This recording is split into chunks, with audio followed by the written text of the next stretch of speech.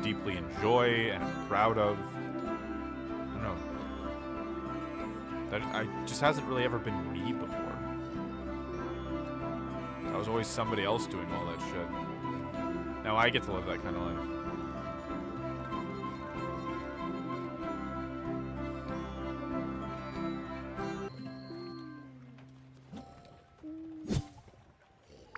The animations in this game are way too clean. Exactly. Welcome home, Whiplash. You missed it. We were talking about Hearth for a while. But I hope you're doing well. I'm happy to go over everything again if you want, but I know I already ranted to you about it. It's done, by the way. I forgot to mention that.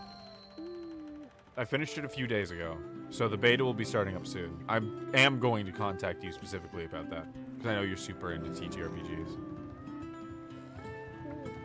And I understand, like, that the interview will happen or not happen whenever. Doing all this creative stuff and also working a job is a bitch.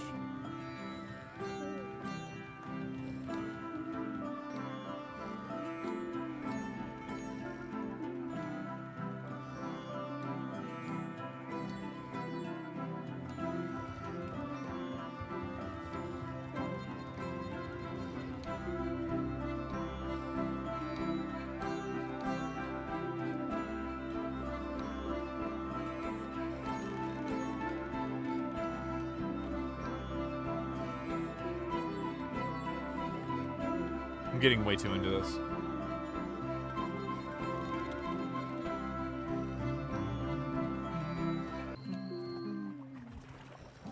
But yeah, Thunder Lotus that makes this game, all of their games are fucking beautiful. Look them up. Look up Thunder Lotus Studios. Every single game, they're flawed. This one I think is pretty perfect, but you know, they're always beautiful.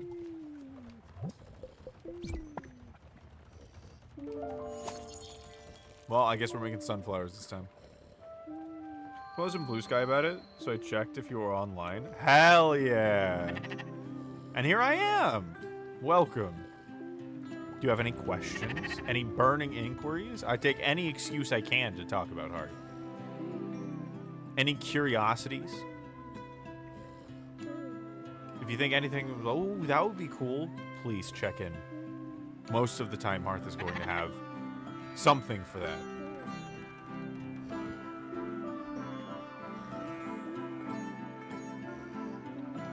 Hi, babe. Huh? Your tummy hurt? I'm sorry your tummy's been hurt. Is it adrenaline kind of hurting, or is it just tired?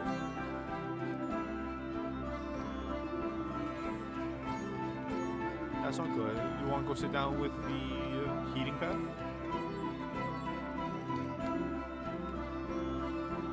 I'm really glad we got that heating pad. Guys, if you don't have a heating pad and you deal with muscle pain, go get a heating pad. Fuck. Just buy it. It's $40 and you'll never regret it. You'll have it for 10 years.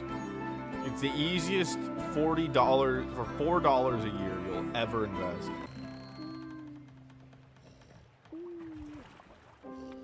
I love you. Tummy hurt.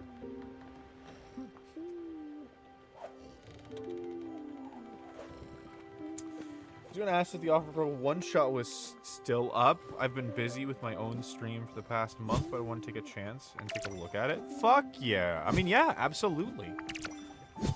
I will absolutely do a one shot with you. Not a problem at all.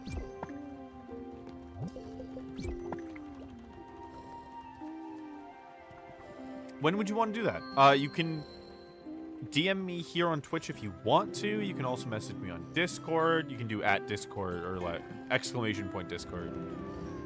I don't know how I missed that note. To go join there. You can message me not on Blue Sky because Blue Sky doesn't have a fucking messaging feature. If you could DM people on Blue Sky, no one would use Twitter.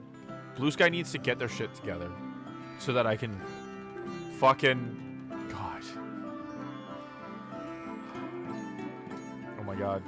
Oh my god, my brain. We've been at this too long. I'm fucking up the song.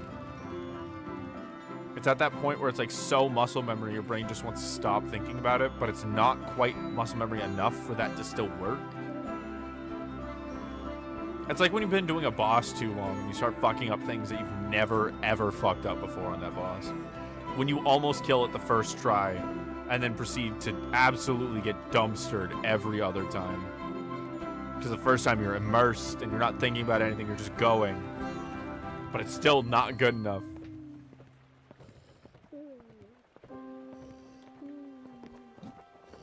Maybe I was waiting for the stream. Well, fuck you. But yeah. Let me know when you're available. Because I'm available any day after... Well, I have a different collab happening this next Monday. But generally any day after 8:30-ish EST works. I don't know what time zone you're in.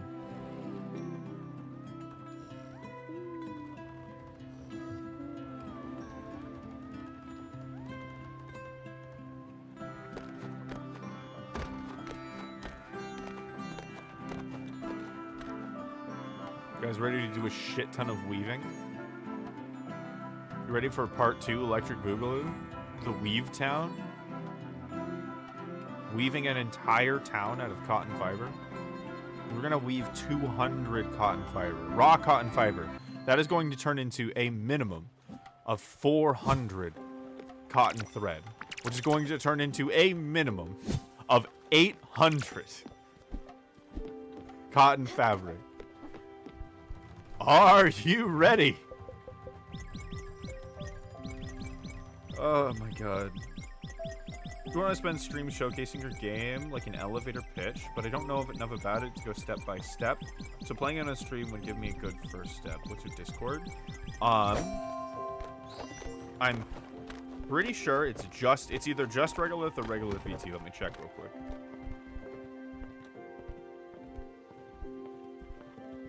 Let's see.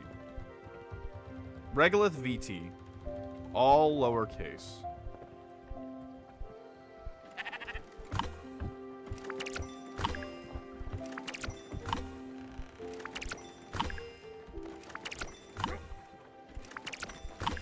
It's going to be literally all of the fucking practice I'm ever going to need at weaving. I'm going to be a fucking master by the end of this. We're going to be so fucking... It's going to seem like such a fucking unimportant thing. Oh, I gotta feed everyone.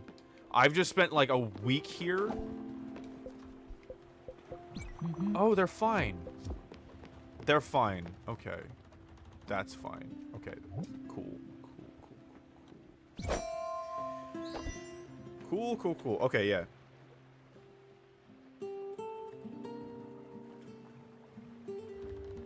That for now. What is this game about anyways? So, we took over the job as the Ferryman of the Dead. It's really fucking cute. So, this is our boat, and all of these people are souls that are getting ready to pass on into the next life. In this game, they're all people that have had something to do with you when you're alive, and we're taking over for Charon. And so you take care of them, you talk to them, you experience their life in little ways, talking to other spirits here and there. But just kind of whenever they're ready to cross to the other side. They have different regrets, they have different little personality quirks that sometimes rub people the wrong way, sometimes make people happier. There's nothing really you have to do, but you just kind of get the opportunity to be really kind to people. And it gets very emotional very quickly. When someone does pass on, you take them to a place called the Everdoor, which is serene and beautiful and, I don't know, perfect.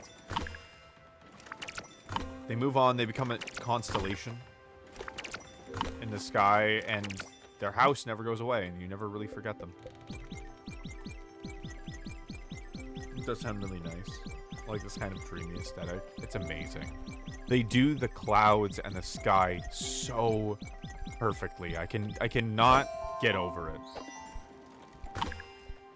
clouds in the sky feel absolutely amazing in this game.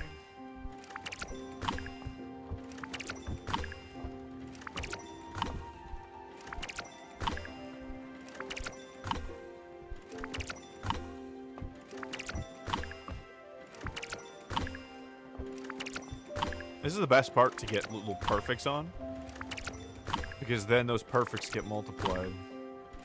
So they all get turned from fabric into, or thread into fabric.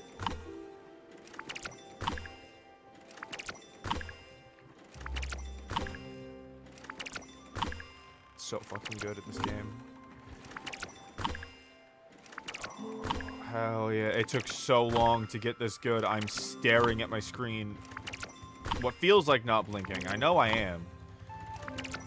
But the corners of my vision are losing color because I'm just looking at that one yellow dot. If I go blind, remember me. If I die from terminal blindness, remember me. Not regular blindness, but like so blind that I die. The only hard part about this is my eyes have started watering. Even though I'm blinking, 'cause I'm just not moving them. Okay, maybe I need to take a break. Holy shit. Oh. Okay. Back to the grind we go. Actually, I should look at chat. Let's go. There we go. Nothing but encouragement.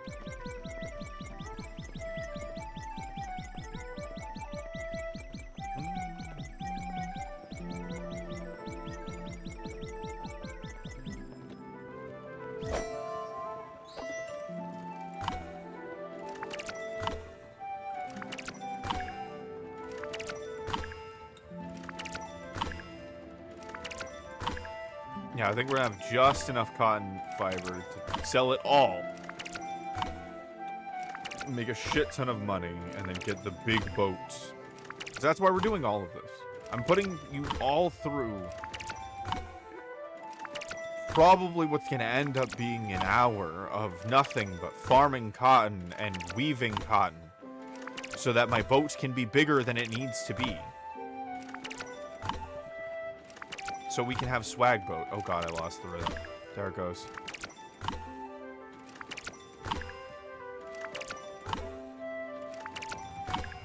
There it goes.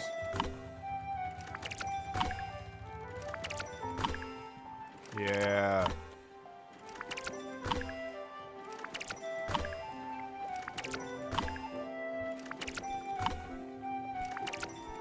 This could easily be a lo-fi mix.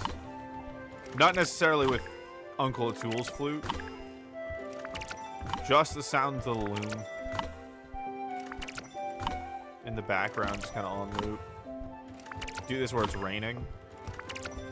Got yourself some primo Wi-Fi, lo-fi, lo-fi. Fuck, fuck. As my eyes degrade, so too does my mouth.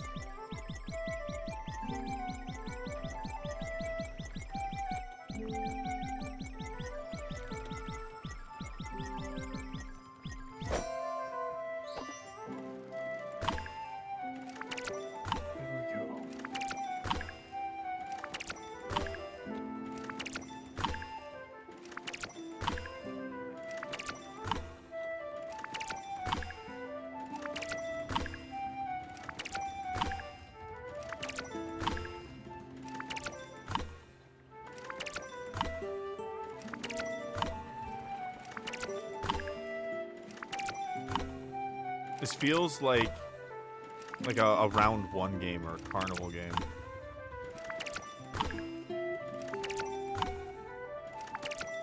Did you guys ever, by the way, play the Shoot Out the Star game?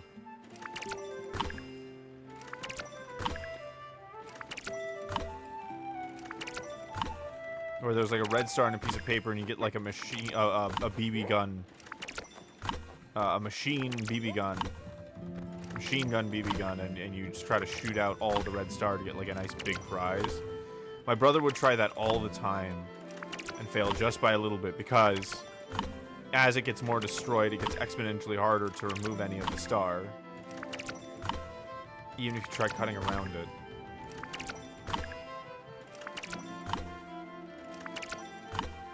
Because it gets more flimsy and it just flaps around.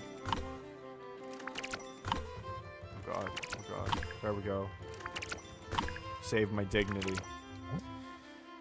Ooh, an even 500. That's so pretty. What were we supposed to get? We went from 200 to 500. Yeah, we got an extra 100. Plus this 8, which I'm just going to leave be. I don't think I've seen that. Did you have a county fair? Wherever the fuck you grew up? This cannot be a big town. Right? If it's a big town, you're not going to have this kind of carnival.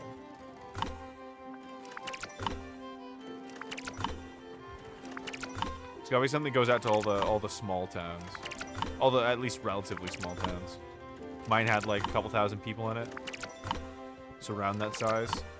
The fair. Mid-sized town. It's very far up north. How up north are we talking? Are we talking like border to Canada north? Which, I mean, I think they travel to. I don't think that stops it too much. But if you're really out of the way, maybe they don't go out there. But yeah, it really depends on whether or not you have a county fair. That's the main question. Fuck, my county fair, I loved the fair so much. There was an exhibit where they had, like, emperor scorpions and shit, I think from, like, the wildlife team. And there was a competition for the best Lego construction, and it was fucking bullshit. The people who just did prefabs won every single fucking time. What the fuck is the point of that? It was just a bunch of boomers and old people who didn't understand that Legos came with instructions. They'd be like, oh, this one is so nice. It's all the right colors. Look all the effort they put in. When they just literally made it out of the box and presented it. Me and my brother worked so hard on that shit. We never got blue ribbons. I'm not salty. You're salty. Scandinavia. Oh my god. Okay, so not in the US. I forgot that was a possibility. Well, at least they gave vivid memories, clearly. True. Fair enough. Fair enough. Yeah, that's very far north. Definitely an American fair game. For sure. Do you mind if I ask which Scandinavian country you're from? I'm very curious, because I'm Norwegian by blood, and I technically have family in Norway that I am desperate to find, but I have no idea how to contact them. I got an email from a grandmother who is now passed away. No, she's fine. She's fine. Someone else passed away. Never mind. But it was the only email she had, and it didn't work, and there was a family reunion where they were there, but no one was told. Sweden. I've been to Norway at least. Fuck yeah. I would move to any of them.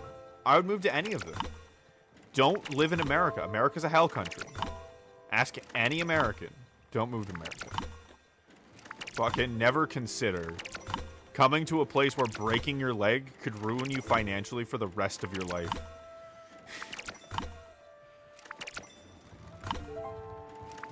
But yeah, no, I have family in Norway. But I have no way to contact them. I tried to go through Ancestry at first, but it was just too slow. Maybe I could find something, but... yeah, I have no way how to find them.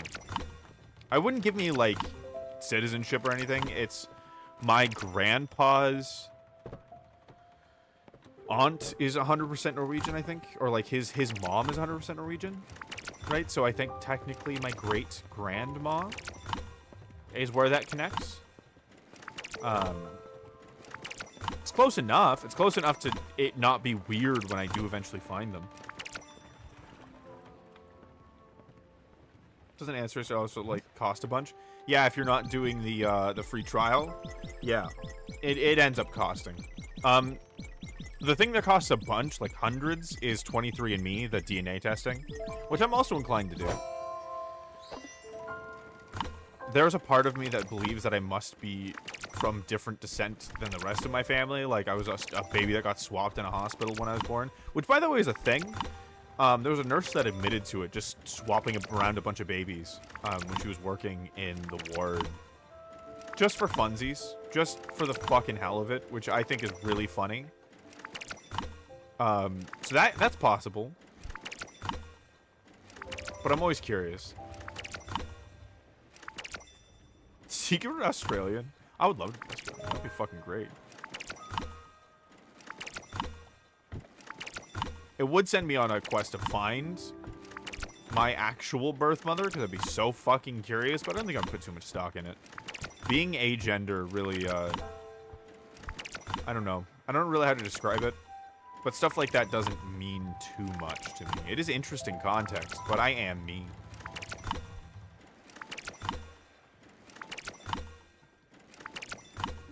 Getting fucking perfect on here is so hard.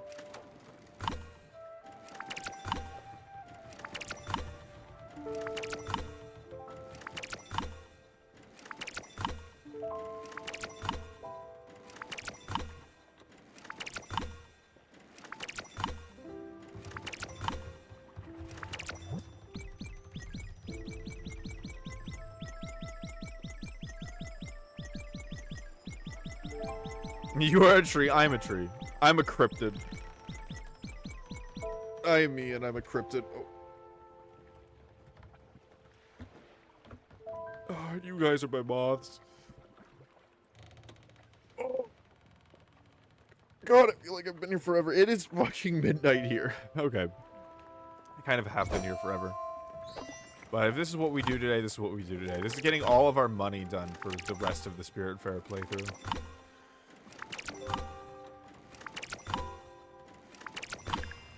Oh my god, I got it perfect. Holy fuck. I was looking away too, so...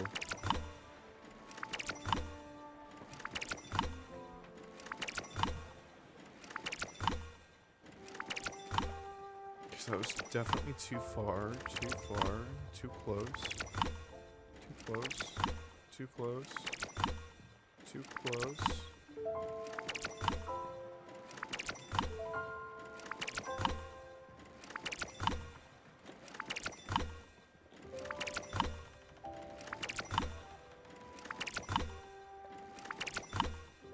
Get this.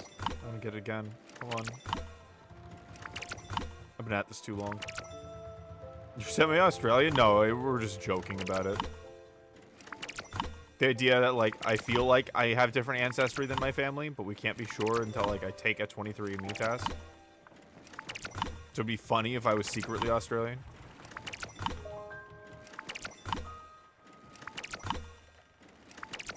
But I assume it'll come back with Norwegian and generally white European.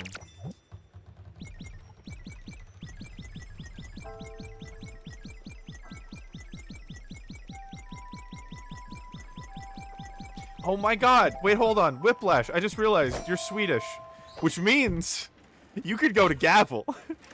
I just watched a whole fucking video on Gavel and the Gavel Goat, and I have so many opinions about the art of the Gavel Goat. I don't know if you have opinion on whether or not the goat should burn, but I have words, I have thoughts on whether or not the goat should burn. Let me know. Let me know if you're pro burner or against it for the Gavel Goat. I'm sure I'm pronouncing it wrong. I love that thing so much. Probably a little too much.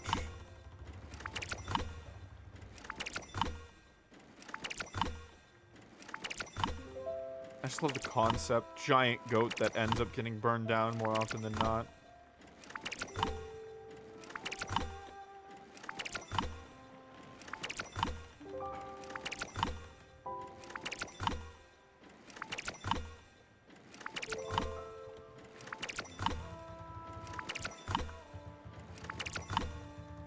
You know, sometimes I forget we're actually going to end this. Sometimes it just feels like this is just an extra little minigame and it just doesn't stop.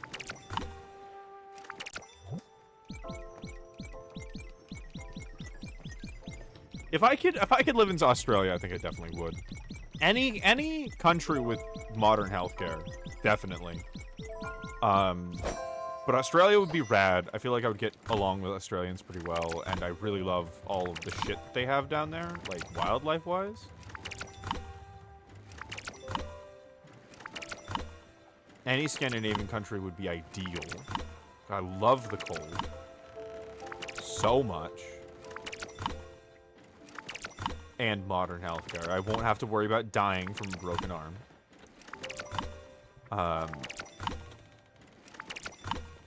I can actually call an ambulance if something happens, because in here it'll just saddle you up with tens of thousands of dollars a day. It's so dumb.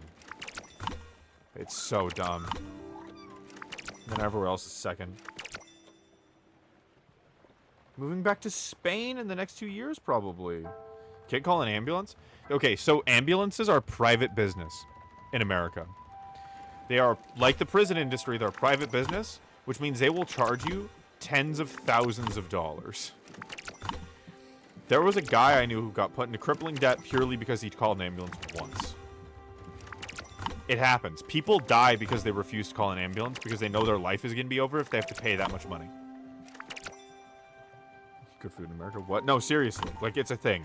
People will have gunshot wounds, they'll get their hands stuck in a garbage disposal or whatever the fuck happens, and they'll be like, no ambulance. Because they can't afford an ambulance. And they'll think they'll be fine otherwise. Because they know if they get an ambulance, the ambulance alone will cost them too much than they can afford, let alone the stay in the hospital, which probably won't even be long enough for them to recover. It's free here no matter what. Even if it's an anxiety attack. I live in the Dutch Caribbean. Yeah, that's the way it should be. That's the way it fucking should be. An ambulance over a minor scare a few months ago and didn't even get a note about it. Yeah. Yeah, you want to know fucking why? Because your country doesn't want people to fucking die. America would rather a company profit than people's lives be saved. It's insane. There are towns that don't have ambulances because they're a private business and the town can't afford to run them. Because we have federal firefighters. That's a government thing, but ambulances fucking aren't, and of course hospitals aren't. And on top of that, hospitals will charge you like $20 for a tongue depressor purely because they can. Because insurance companies want a premium from the hospitals. They're like, okay, we'll give you 75% off, and then we'll just upcharge this idiot like 600% on everything. It's horrific. If I go to the ER and my insurance was expired for like half a year and they told me to just get someone to renew it for me in the morning. Yeah, fucking, you know what happens here? One, you get overcharged for insurance. That just doesn't do anything. But then woke up one day and half of their, like, basically the left side of their body was numb. So we were worried it was like a stroke or something. Right? We went to the hospital, waited an hour. A nurse came out, told us it wasn't COVID. We're told to go home, and it cost us $800 plus an extra copay for the doctor. That's what living in America is like. That's why you should never move here. Because you shouldn't have to pay for things that will save your life. And the whole pharmaceutical industry, if you have a drug that is rare, that you need for your life, they will charge you as much as they fucking can. They'll charge you $150 a pill for some medications. Because they know there's just not enough people that it affects for there to be outcry against it. And those people just get absolutely fucked over.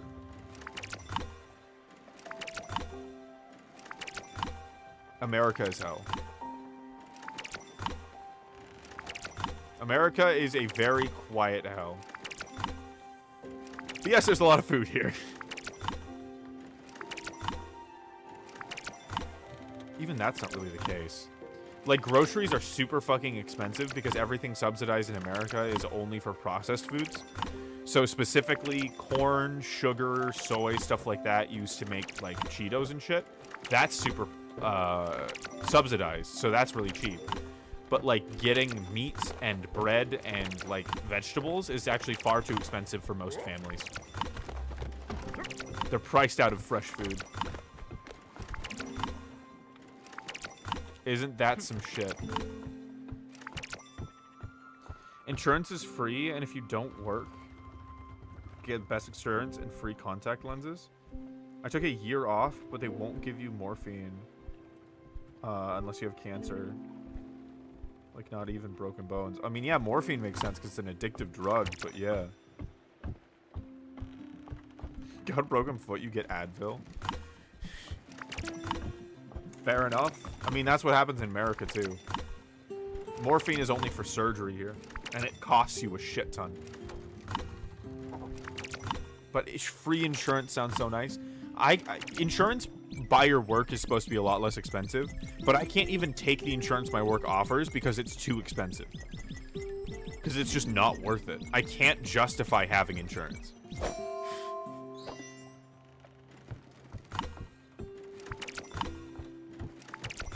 Yeah, you're not getting anything better than Advil unless you get surgery in America.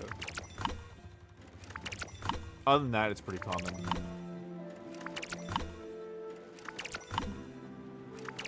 In the US, they gave me Oxycontin for something that didn't hurt. Oh yeah, as soon as you have surgery, as soon as something's called surgery, they'll just hand you Oxycontin. I got Oxycontin when I got my wisdom teeth pulled out. I was high for a week and a half straight. I was fucking great. I was in high school, and I got my wisdom teeth pulled out, and they gave me Oxycontin, and so I woke up high, and whenever I felt pain, I would just take more Oxycontin. I would take it, like, regularly, right? Whatever was prescribed. And so my mom was making me smoothies. I was watching One Piece and high on Oxycontin for a week and a half. That's America. That's one of the reasons why the opioid epidemic is so high, because they overprescribe stuff like Oxycontin. I didn't take it, but that's not normal. So people get addicted to. Yeah. Yeah, absolutely. It's normal here, unfortunately, but also opioid addiction is incredibly normal here too, which is very sad.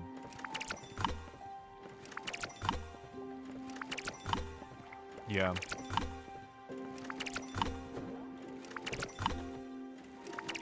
Yeah, there's a reason why there's such an opioid crisis in America.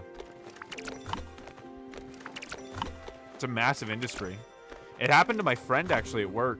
He had very serious surgery for a hernia, and some nurse faked his signature and stole his meds to sell, and they didn't even investigate it because it's just normal. And so he had to spend 2 days off meds. It was fucking awful.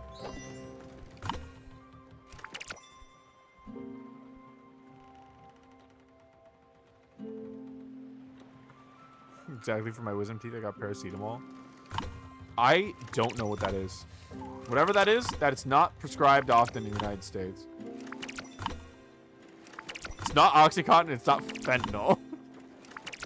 It's unfortunate that those are the very common things. Tylenol? Ah. See, that makes sense. That makes sense. I don't know why you would give a high schooler a bunch of Oxycontin. And, like, I didn't think I was high because I came out from being under high. So it felt kind of normal. I didn't have enough brain space to realize I was high until the pain went away. And I came off of it, and I was like, holy shit, wow, I've been high for a while. What a week. Why are you moving back to Spain, by the way, if I might ask? And I hope it's a positive thing. Like, I understand sometimes you just gotta move. But I hope it's a positive thing. I hope it gives you Aether instead of costing.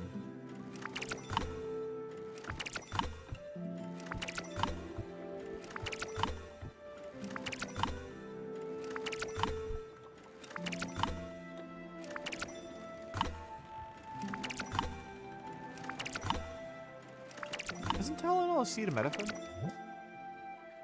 Holy shit, that was a lot. What's our haul? 1,052. 1,152. 69,000. Nice. Okay, I gotta feed everybody. Oh my god, you're starving. You're all starving. It's my fault. Barcelona is the best place I ever lived. It has everything for everyone. I've heard Barcelona is amazing. Yeah, I'm definitely not shitting on Spain. Spain is great. I'm glad. I'm glad that you're going back to a place that you love. That's what I mean by a thing that's giving you Aether. Then I'm really excited for you.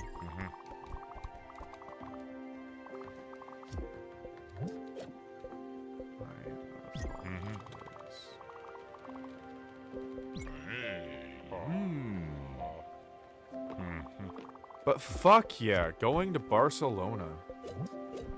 Everybody move to where it is good. A hog? A I hog. love him so much. Okay, everyone's starving. Everyone gets to eat. Where the fuck are you all? Okay, so you're fine. Oh. Is that all I have on the ship right now? That's right, because Alice left.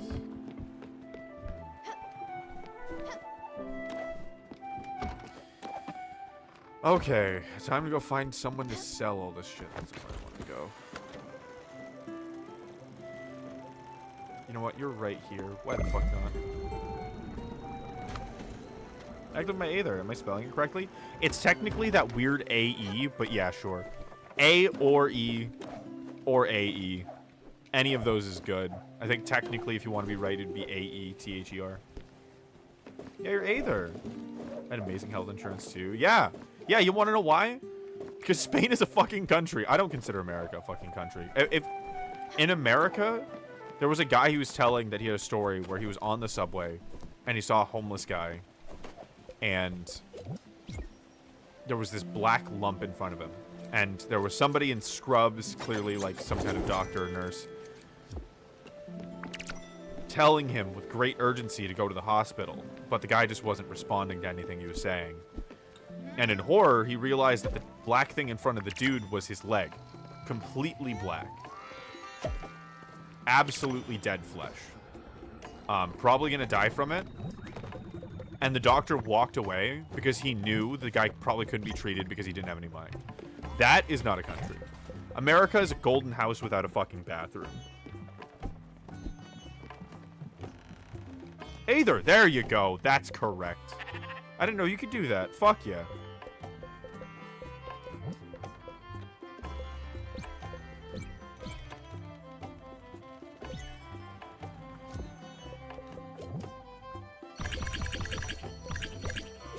Okay, I think we're gonna be good.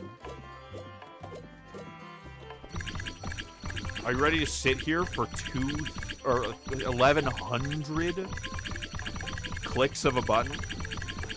Jesus Christ, yeah. That's common here. That's common. I remember when I got a serious skin infection because I sat next to my air conditioner and I got standing water in it. Because of my anxiety, I got dry skin, and then that all got infected. The left side of my body was so infected that it was all swollen up. I didn't go to a doctor. I didn't go to a hospital because it was too expensive. I didn't have the money to.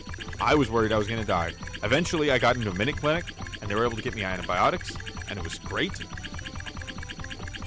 But later, I saw a dude with a leg that was so swollen, I'm almost sure that his bone was swollen from pictures I've seen of that. Because fuck, can't get to the doctor. Consider moving out of North America? Yeah, I fucking have. It's hard, though. It's really hard moving out of the country. Right now is basically paycheck to paycheck. It's enough that we have savings to deal with any mini emergencies come up, but not enough to actually save enough to leave the country. We left California, which is a start, right? It's definitely cheaper to leave from the East Coast. But yeah, that'd be the dream. That'd be the fucking dream. But we have no transferable skills, nor an online income. Hopefully, if this takes off, that'll be fucking great. If Hearth sells really well, we're definitely moving. Yeah, that's the goal. That's the goal for a lot of people, to be honest. But actually doing it is very difficult. A lot of people have a big issue too because in America, everyone was told to get a degree. Oh, by the way, going to college. So to get a degree in America, Colleges cost hundreds of thousands of dollars a year because there's a system for student debt that was given the badge to the government because people just paid for this to be true. Where they force people to pay hundreds of thousands of dollars to get a degree that doesn't guarantee a job because everybody has a degree, and America naturally has shitty things for employees, right? So if you don't have 10 years of experience, you can't get an entry-level job. It's a whole fucking meme here. And now you have all this debt. It's a predatory system.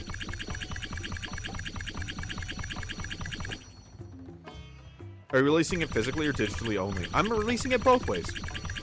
I'm going to have a itch.io for the PDF, and I'm also going to release the physical book for print on demand on a website that I'm actually in the middle of making. I'm very excited. I'm very excited to have it physically in my fucking grippers. I'm going to post about it on Reddit. I'm going to play it as much as I can. I'm going to send it to, like, you know, tabletop reviewers and shit like that. I want everyone to see it. I want everyone to have it. Releasing what? Releasing Heart. My game. The TTRPG.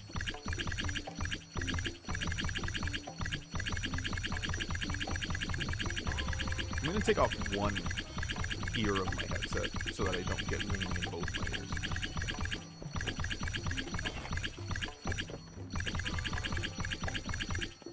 I'm getting so fucking tired. You cannot hold the button in this game.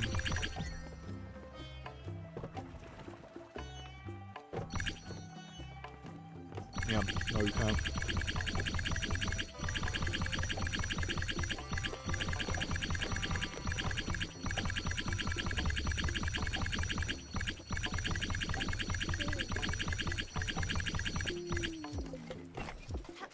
Holy shit. Okay.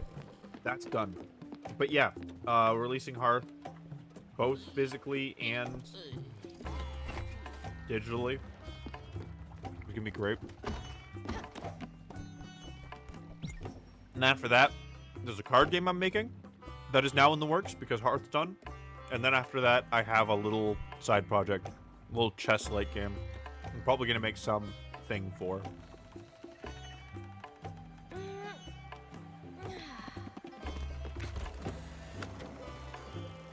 But I'm really excited for the TCG. That also has very cool mechanics. It took literally a whole in-game day to sell all that shit. Look at all that fucking cash.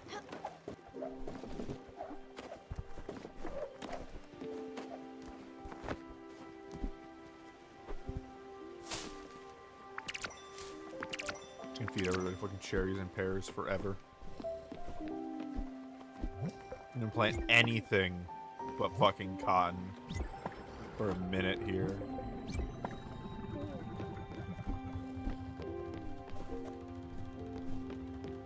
Yeah, no, the goal is to get out of America.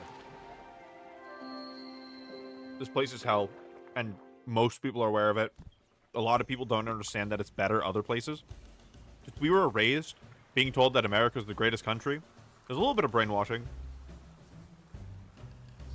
And so you assume it's like this everywhere to some degree, and then you learn that it's just fucking better places. I mean, like, fuck, do you guys know about the prison industrial complex? Because prisons are also private, for-profit businesses here.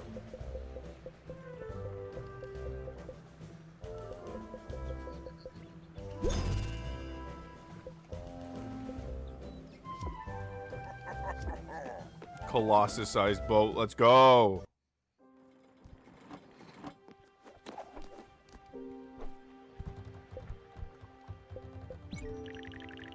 Yeah, look at all this space back here. Oh my god, it goes so up. Look at this. Look how tall this shit can be. That's insane. It does not need to be that tall. But it can be. Oh, you know what I want to do, actually? I want to put this guy over here. I actually want to move this one up.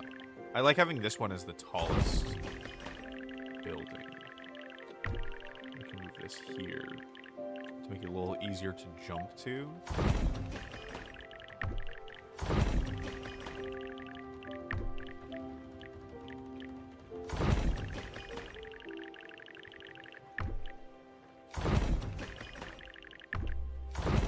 ship is fucking massive, and I love it. But yeah, so in America, prisons are for-profit industries that make their money based on how many prisoners they have. Okay? And what do you think about that? So the entire justice system wants to keep prisoners coming back to prison as if it's a fucking hotel. So the recidivism rate, people going back to jail, is really bad because they do things like you have to pay for your own parole in America. You can't get a job because you have a felon status or whatever because you have a criminal record. No help to your family while you're inside. Fucking gang violence is massive, so you have to join a gang and participate in the violence if you want to survive. And all of this time, they just make it worse for you, so you do more crime and go back to jail again. I know in other countries, it's actually meant to, like, you know, help people. Not the case here. Haha, our doctors get you addicted to drugs, and our prisons force you to live off of crime. Isn't that great? America's a failed country, I swear to God. It doesn't do any of the things that a country should do. It just fucking doesn't. And I don't know if it ever will. It's bad. Okay, we're going to South Point Dogs. Needed to go here for quests for fucking ever.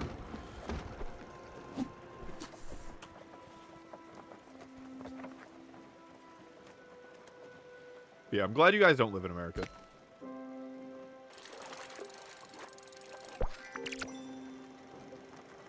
America's absolutely fucked.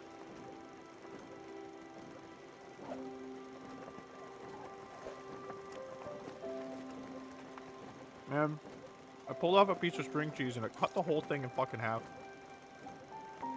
That's not what I wanted, but I'll take it.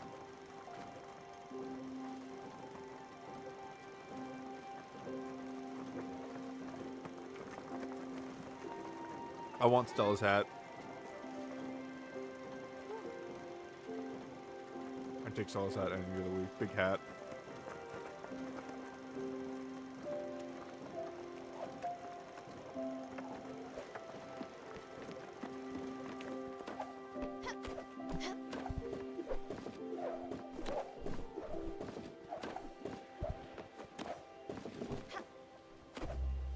Even fucking dialysis is awful here. So if you need kidney dialysis, right? Mm-hmm. Mm-hmm.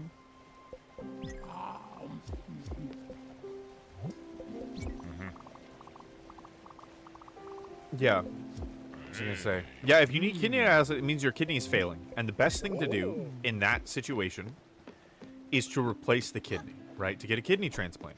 But because dialysis is so expensive, they call the drug they use for it in the industry liquid gold because they exploit people.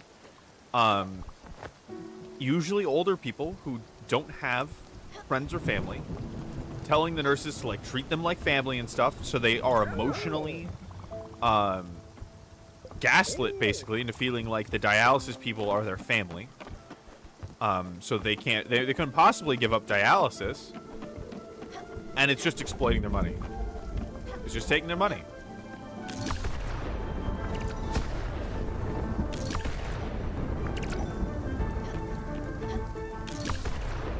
That's all it is. And it's fucking kidney dialysis. Like, are you shitting me? Kidney dialysis? This is the level that we're gonna exploit people? And it's all legal.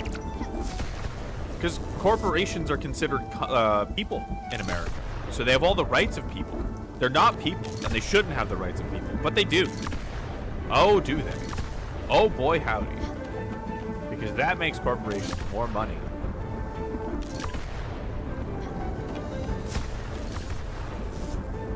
It's bad. It's just as bad as in the UK, from what I've heard. For other reasons, but still.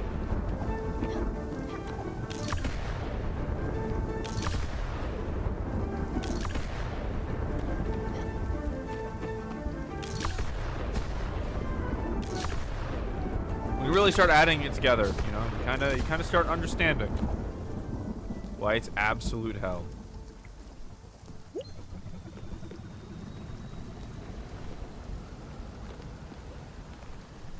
I wonder how informed nurses and stuff are of what part they're playing. Oh, doctors know, and they fucking hate it. They can't do anything about it. The best that they can do is help people, and I think often doctors have a skewed view because, one, it's really hard to understand, to comprehend the damage that the healthcare system is doing, but they have to look at somebody who needs life-threatening, life-saving treatment and not give it to them because of fucking money. They hate it. They live in that hell every day. And they want it to change. But do you know who doesn't want it to change? The people who own the fucking hospital. And that's the only people's opinions that matter here. Right? In America, lobbying is the way you get bills done, right? Copyright law is 75 years plus 50 after death. It's fucking insane. Because the Disney Corporation didn't want to let go of Mickey fucking Mouse. Because they had the money to make the laws happen. So if you have the money, you can make the laws. So all of the laws benefit the people with the money.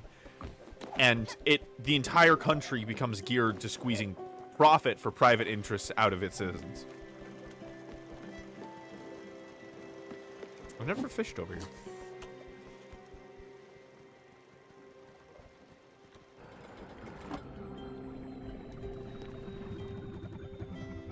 Music is so nice.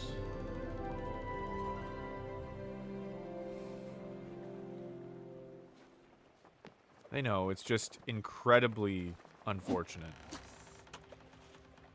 They know, but there's not almost anything that they can do about it. There's almost not anything that anybody can do about anything. The biggest food company here, Monsanto, they genetically modified seeds, and then they would plant that next to independent farmers, wait for the seeds to get blown over by the wind into the farmer's field, say, hey, look, you're farming our genetically modified seed, our copyright protected seed, and sue them into the ground until they have no money and they have to pay with their land to Monsanto, and so on and so forth. And it's completely legal. And the FDA, the Food and Drug Administration, their entire leadership is built up of old Monsanto executives. Wow. I wonder how that happened. There's no corner in America that has not been touched by this.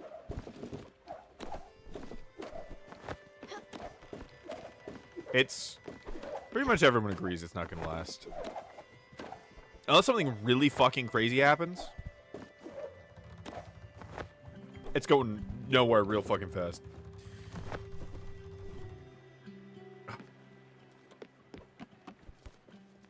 You know what? I'm just gonna fish for a little bit. We're gonna chill. As we wind down a little bit. I'll be ending stream soon.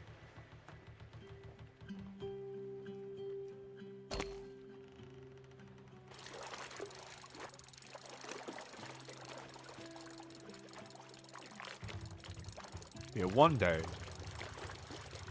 One day we're leaving.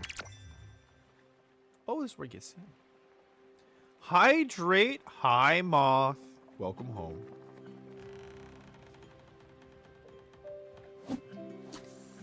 We're talking with our non-American friends about what a hell pit America is. If you have anything to add. Gone over the prison industrial complex. The healthcare system. Oh, shit. This is a feisty.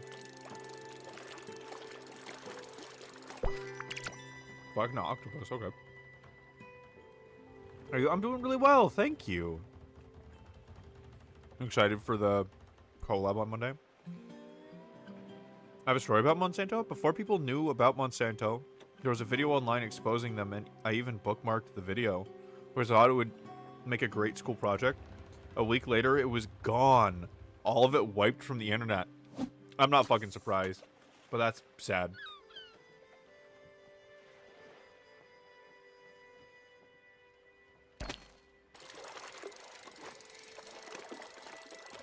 Hopefully we don't have issues this time. Hopefully. Oh, you know what I want you guys to see?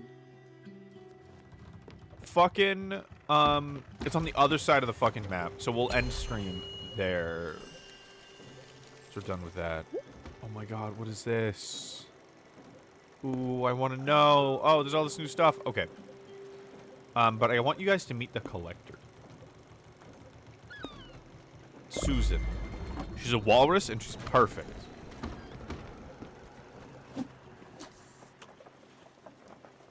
Now you don't know. Said it was basically Umbrella Corp. Basically, yeah. Oh, hey, Ma! Thank you for the sub. That means a lot. Welcome to the cult, Ma. Which actually, does someone want to check? Hey, Gucci Arena, you want to check if the Oath of Flourishing is up? I asked Fen, but I don't know if they had a chance to do it yet. But welcome. I'm very happy to have you, Ma. I'm glad you decided to hop on my stream one day, and I'm glad I harassed you about playing Lethal Company. It's been quite lovely.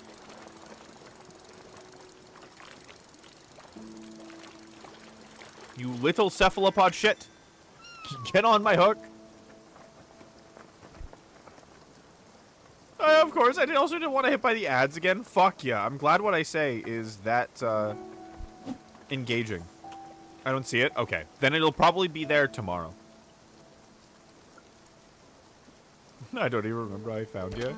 You were probably just around and you saw my design, I would assume. You tend to be a magnet for cryptids. You got the scent for cryptids. The cryptid radar.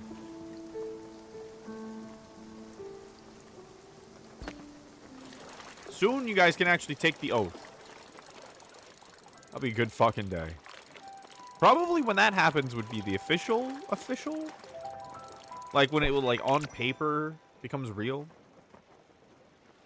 Cryptids and moths. That's what I find. I mean, that's what you are, so it makes sense.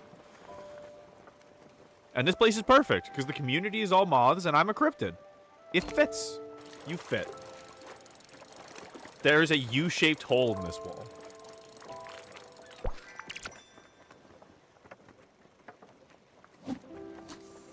I almost hate fishing up the shrimp because they're such little guys, and the idea of hooking a shrimp and it, like, desperately struggling to get away makes me sad. But I also know that these are all made of stardust and it's fine. But still.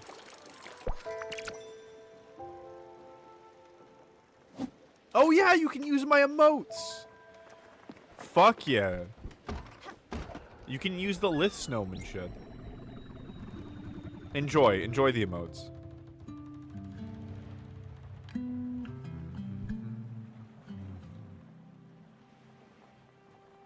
I love the way that this night sky looks here. Similar but different to ours. Where we have the ring of the Milky Way, there's a nebula in the sky in this game. Yeah, there we go. That's one of my favorite emotes ever. Ven bought that emote from somebody who just does those emotes. Like, you know, like you, but a gnome dancing. And we just knew instantly that it fit me so well. It's still by far my favorite emote. Though the Forsaken emote that will be coming out at some point is up there. I'm excited for it. Can't see the oath? Yeah, I don't think it's been added yet. Don't worry. Don't worry, Gucci. The next stream it'll be added. Next stream. One more stream. Panic. I'm glad you're that excited to take the oath. Though I can't say I'm surprised. Don't worry. Don't worry. Next stream, we will have the oath.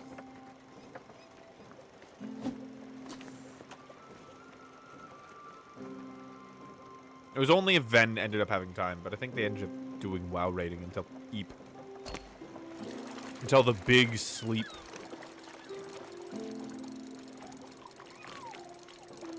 We're switching desks. It's very exciting. So we live in a one-bedroom apartment. And right now, Ven has what they call a depression corner. They just kind of look at a wall, which I like. I like having my desk kind of like in a corner, and like, or like in a closet or something. I like the little spaces, but they don't do well, so we're gonna be swapping our desks around. It should be very nice. Hang out on my stream when they're going to bed.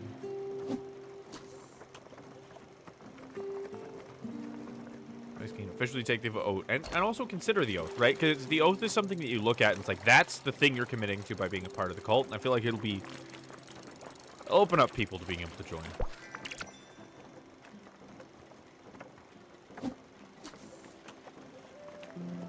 At the end of the day, I would want everyone who would get Aether from being in the cult to be in the cult, but it's up to them. Besides, I wouldn't know if it would give them Aether.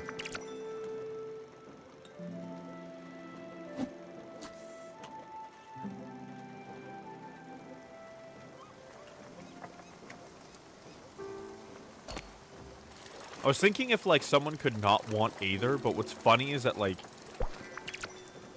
if what made their life worth living and, like, fun, what they enjoyed the most, was not getting Aether, that would be Aether that they're getting from the activity.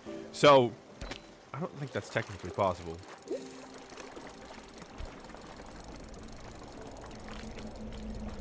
just is whatever fuels you.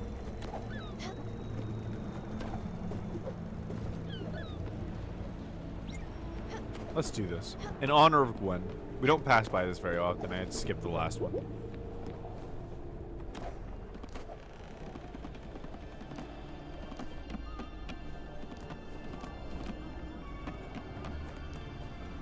Oh, shit.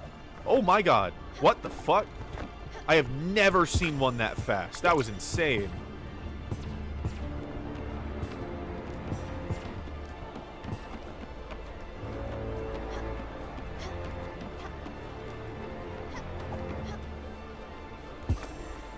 Is this what I get for, like, being advanced in the game?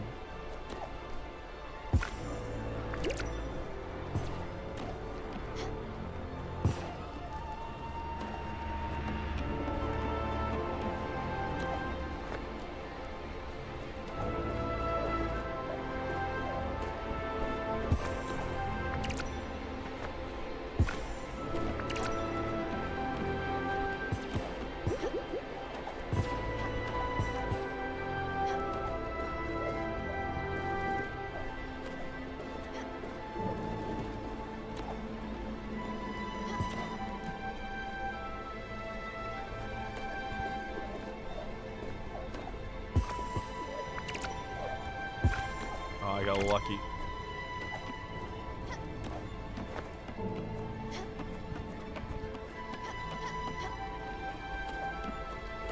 Oh, that one's way too high up. Holy shit.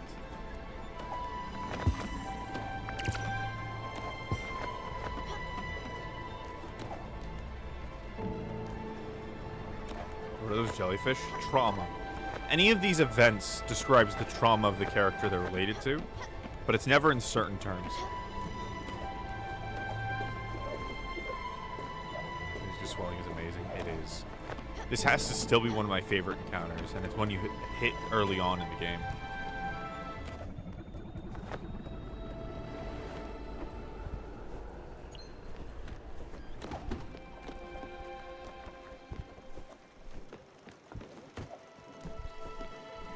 Oh, I love that event.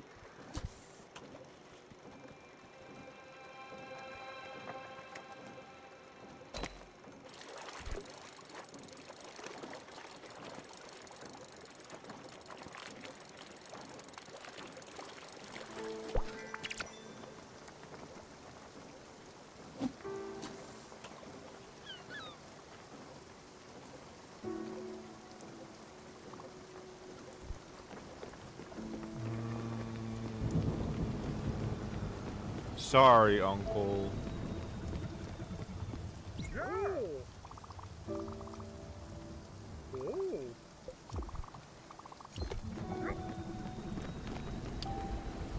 Sorry, my dear Uncle O'Toole. Not today. We already went through one big event.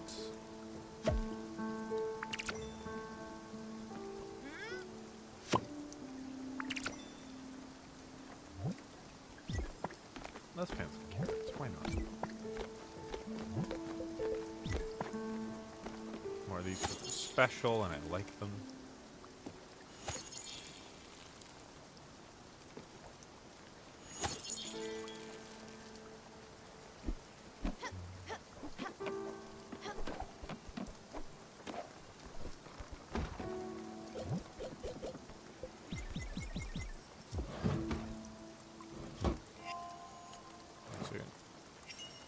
try to add something. Hold on. So technically ingredient, right? So if I potatoes, chicken. Let's try potatoes. I'm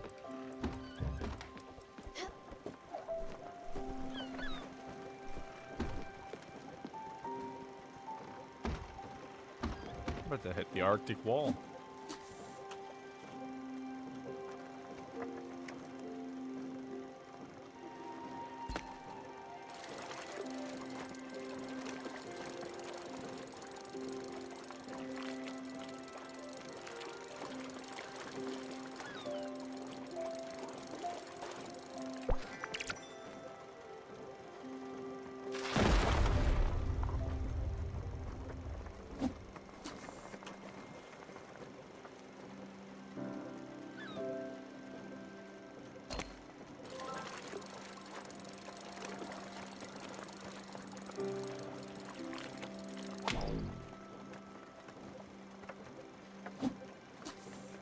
The collector soon.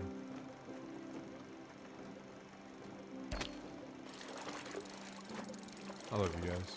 I love this community. I love the way it's growing. Not diving more into magic, I think, was a very important decision. It was hard to do because I like magic, but it just wasn't giving me the near as much Aether as I could otherwise. And that in turn would reduce the quality of streams over time, I knew. But so many people were here for magic, you know? And that makes sense. It was the main thing I did for a long time. But I absolutely adore what this is turning into. What it's already become.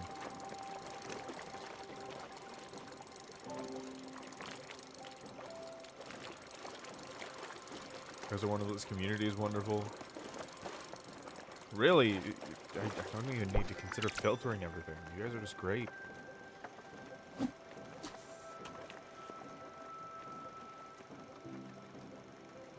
haven't even ever had to ban somebody.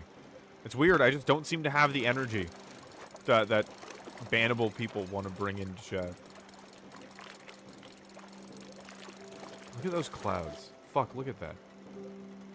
Look at it where it meets the horizon. That's so fucking beautiful. And that's really what it looks like. The way it reflects off the water. It's all so perfect. God damn it. I love this game.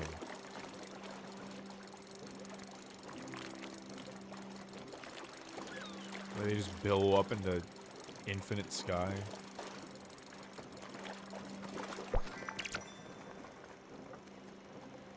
Magic run streamlay, so this makes some nice ambiance. Hell yeah.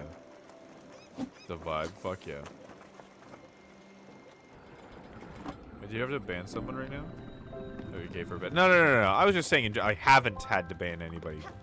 Almost ever. I banned a few bot accounts, but that's it.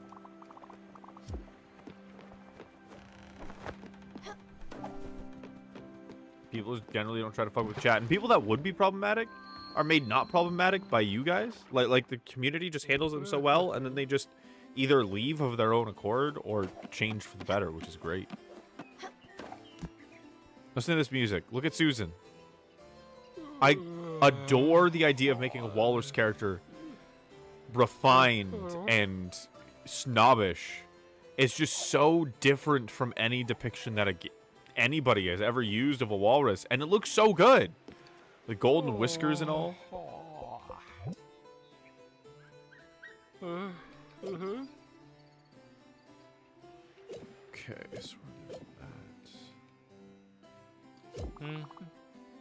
What do we have here? Is that food? Is that a dish? I'm trying to cook something on that boat of yours. Are you a chef? Do you even have any cookbooks? The Everlight does everything for me. That's your answer for everything. You're a special kind of people, you spiritfarers. Just because of that Everlight, you think you're so great. You don't know what it is to actually work hard. Why am I even taking my precious time to talk to you? Here it is. Remember, practice makes perfect. Not that you would ever know that. I love how snobbish she is. She's a fucking walrus. It's perfect. So I've only had to ban bots, though I will admit I have gotten some chatters walk a fine line, but then never return. Yeah, it's the never return that's a good thing.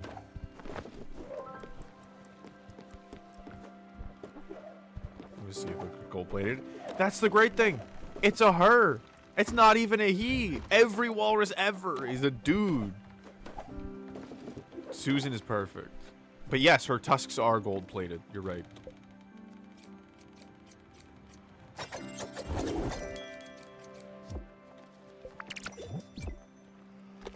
Feed you a little bit of corn. Little freak. Where's the other, Oh, there it is. There, we got it. Maybe I should rearrange this. I knew I said I would stop stream, but it's a little too much of a vibe. So let's separate industry from home.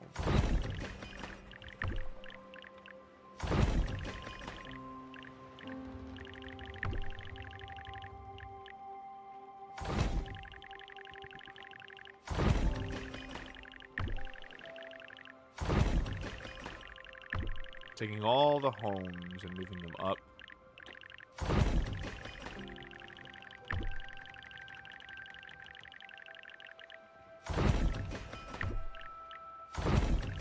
All the industry goes down. I don't know why I'm doing this, but it sounds kind of nice.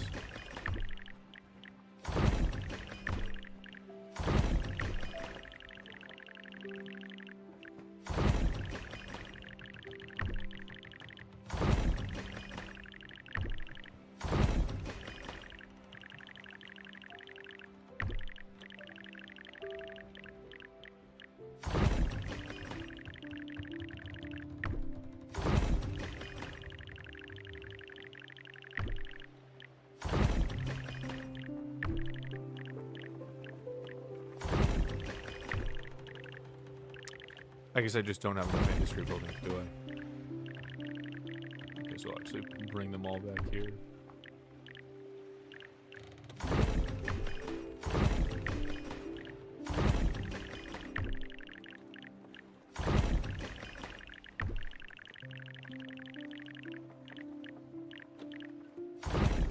There we go. Got a little kitchen. Fucking here, why not?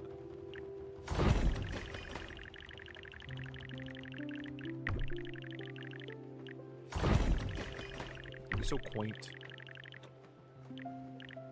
I don't know if I'll keep it like this, but it's really nice to think about for now. Oh, I know what I'm gonna do. That. Fucking you. Why? You might be perfect fit. Oh, that's satisfying.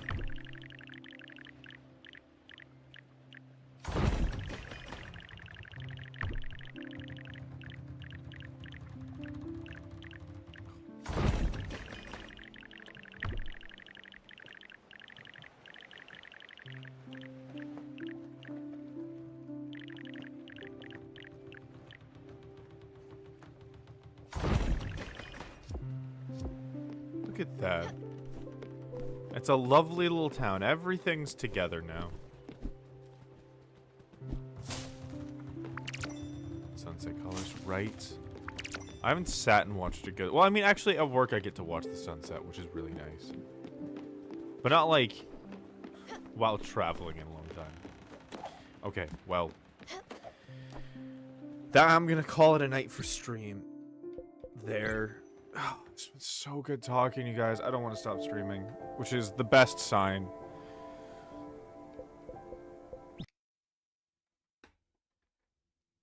Oh, shit. I have fucking Opera open, apparently. Well, that's fine. It was on the Hearth book anyways. Okay. Good night, everybody. Remember,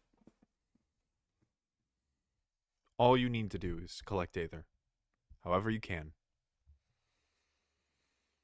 Thanks for streaming. It was lovely. You're welcome. I'm really glad that I did. Good night, Moth. Good night, everybody. Sleep well, all. Talk to you later.